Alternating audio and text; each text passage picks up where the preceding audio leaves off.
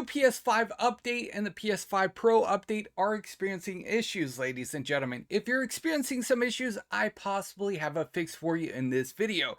Make sure you guys watch until the entire end. Now, if your game's crashing or the system takes a long time to load, or you're getting an error code such as CE-108255-1, or any other error codes, this might fix your problem. First thing we're gonna do is put our PS5 into safe mode. You're gonna need a data cable connected to your PS5 controller, and you're gonna need to hold the power button until you hear the beep.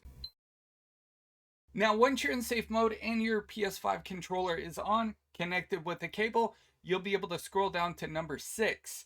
Once you're in number 6, go to number 1 on the safe mode menu. Go ahead and clear this. Now, during this process, it's going to restart, reboot, and it's going to clear all the error codes out. Now that we fully cleared the chat, we're going to actually go back into safe mode. So turn off your PS5. Now, once it's fully turned off, you can hold the power button again, wait for the beep, and it'll go into safe mode. Now that we heard the beep, I do want to let you guys know, as soon as you hear the beep, you want to let go, because if not, it's going to shut off the PlayStation 5 completely and you're not going to get into safe mode. Now we're in safe mode. Again, make sure you have a controller plugged into your PS5, and then you're going to go back down to number 6 and you're going to rebuild the database.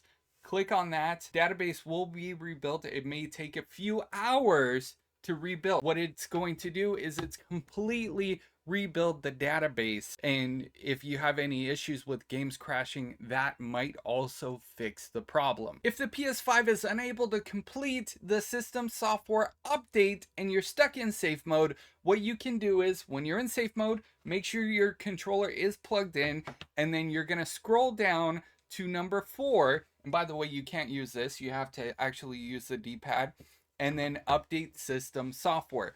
You're going to have to do it either by internet. If it's not connecting to the internet or you're still having issues, then you're going to have to do it through the USB drive. Now, there are some really good options in safe mode, and the reason why we have safe mode is if the PS5 is having issues, this is where we come. Now, one thing I like to mention is if you're having a problem with a certain game on your PS5 and not your whole PS5 in general, then what you could do is delete the game and then re-download it and install it. If you're still having issues, you might have a problem with your system storage, and you can go into safe mode just like I showed you a second ago, repair console storage, and once you do this, it will repair the storage and your PS5 will restart. Now, if you're still having problems with your system software and you've gone through step number 4 on safe mode, update system software, and you're unable to do it, then you can go into number 8, reset PS5. This is going to reinstall system software, so it's going to make it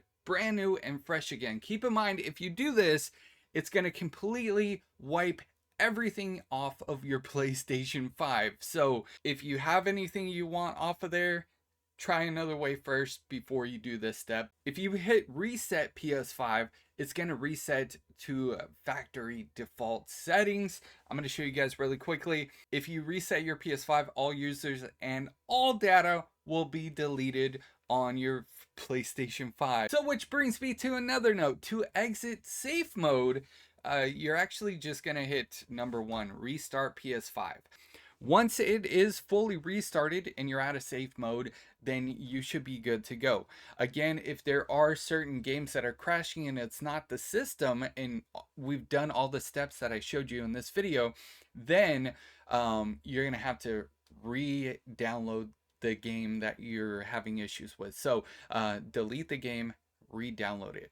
The first couple of steps that I mentioned, I would definitely try first. I would not reset my PS5 unless I'm having major issues and I can't even get onto my PlayStation. And if I needed to reset my PlayStation 5, I would try to make sure that I have everything backed up on the cloud or a USB drive. I wanted to give you guys some information. I hope it helped.